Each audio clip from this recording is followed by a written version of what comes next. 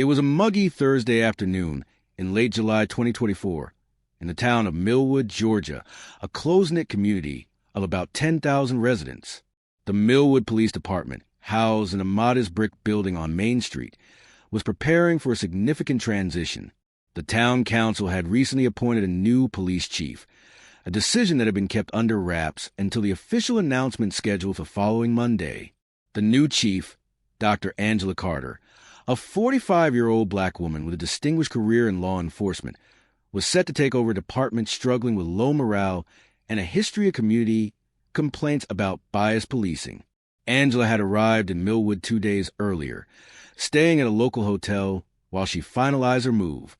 With a Ph.D. in criminal justice and 20 years of experience in urban police departments, she was chosen for her expertise in reform and community engagement.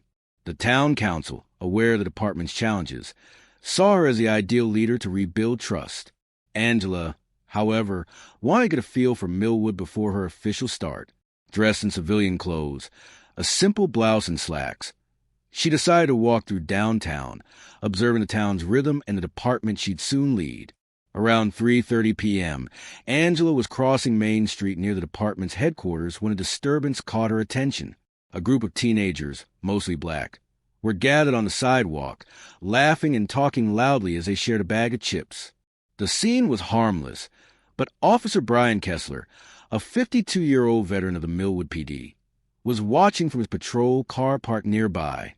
Kessler, known for his short temper and history of complaints about excessive force, had been with the department for 25 years. He'd grown frustrated with what he saw as disorderly behavior in town, often targeting young people of color with little cause. Kessler stepped out his cruiser, his face set in a scowl. "Hey, you kids, break it up," he barked, striding toward the group. The teens, startled, began to disperse, but one dropped the chip bag, spilling crumbs on the sidewalk. Kessler, seizing the opportunity, pointed at the mess. "Who's cleaning this up? You think this is your personal playground?" Angela, standing a few feet away, paused to observe, her instincts as a law enforcement professional kicking in. She noted Kessler's aggressive tone and the teens' nervous reactions. One of the teens, a 16-year-old named Jamal, mumbled an apology and bent to pick up the bag. Kessler, not satisfied, stepped closer, his voice rising. "Don't talk back to me, kid. You're lucky I don't write you up for littering."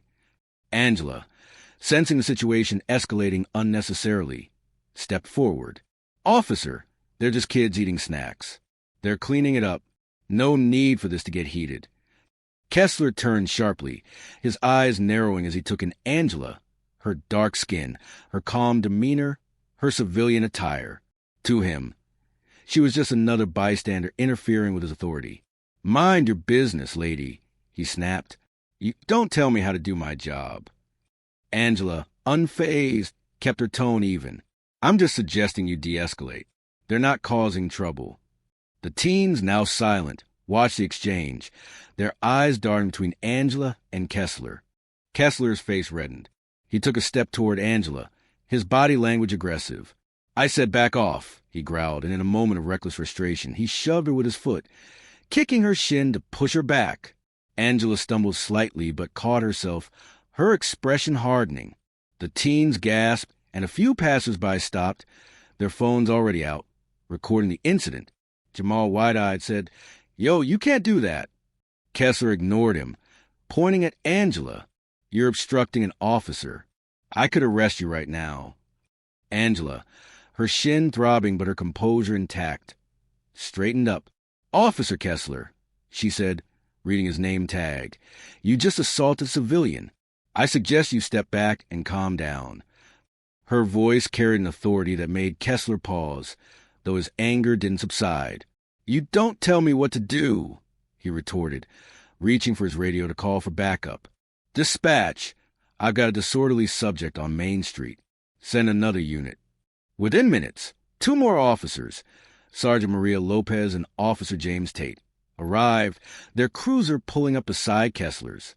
Lopez, a 15-year veteran, approached cautiously, sensing the tension.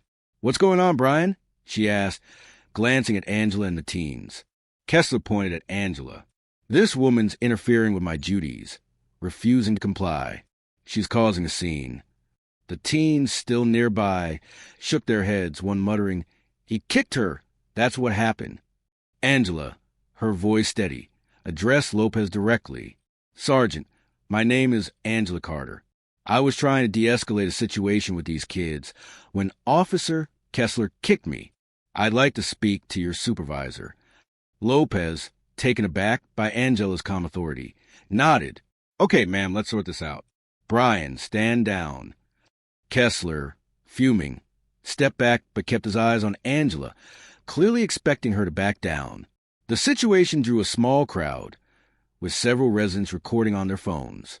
Angela, aware of the attention, remained composed, knowing her next move would set the tone for her tenure in Millwood. She pulled out her phone and dialed the mayor's direct line, a number she'd been given during her hiring process. "Mayor Thompson," she said when he answered, "this is Angela Carter. I'm on Main Street with an issue involving one of your officers. I need you here." Mayor David Thompson, a 60-year-old lifelong Millwood resident, was at his office a block away. He arrived within 10 minutes, his expression a mix of concern and confusion. By then, the crowd had grown, and whispers were spreading about the new chief's identity, though Kessler and the other officers were still unaware. Thompson approached Angela, recognizing her from their recent meetings. "Dr. Carter, what's happening?" he asked, his voice low. Angela, still calm, explained the incident, detailing Kessler's actions and her attempt to intervene. "This officer assaulted me after I suggested he de-escalate with some teenagers. I'd like this addressed immediately." Thompson's eyes widened as he realized the gravity of the situation. He turned to Kessler, whose confidence was beginning to falter. "Officer Kessler, is this true?" he asked. Kessler, caught off guard by the mayor's presence, stammered, "She was interfering, sir. I was just doing my job." Lopez, stepping in, said, "Sir, we got witnesses and video. It looks like Brian made physical contact." She glanced at Angela with a mix of respect and curiosity, piecing together that this was no ordinary civilian. Thompson, his face stern, addressed the officers. "This is Dr. Angela Carter, your new police chief, starting Monday.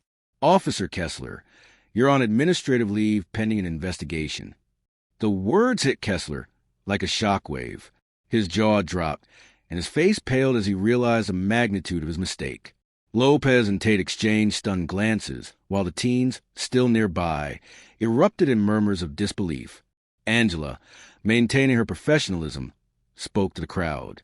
"I'm here to serve this community and ensure fair, respectful policing. What happened today won't be tolerated. I'll be meeting with the department to address this." She turned to Lopez. "Sergeant, please secure Officer Kessler's badge and weapon and escort him to the station." Lopez nodded, her respect for Angela evident as she followed orders. Kessler, now silent, handed over his badge and gun, his earlier bravado gone. The crowd dispersed, many still recording, as the news spread rapidly through Millwood. By evening, social media posts and local news outlets were buzzing with the story of the new chief's encounter. The department, already under scrutiny, faced immediate pressure to address Kessler's actions. The following Monday, Angela officially took over as chief.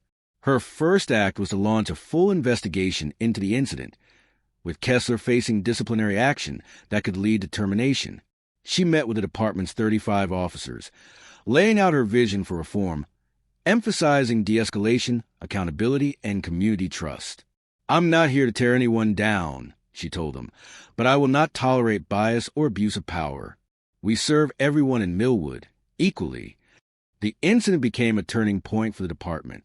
Community meetings, led by Angela, addressed long-standing concerns about policing practices. Kessler's case, combined with video evidence, led to his dismissal and a broader review of departmental conduct. Angela's calm handling of the situation earned her respect from both officers and residents, setting the stage for her leadership to reshape Millwood's police force. For the town, the story of the new chief's first day became a symbol of change, a reminder that authority must be tempered with fairness, and that assumptions can have consequences no one expects.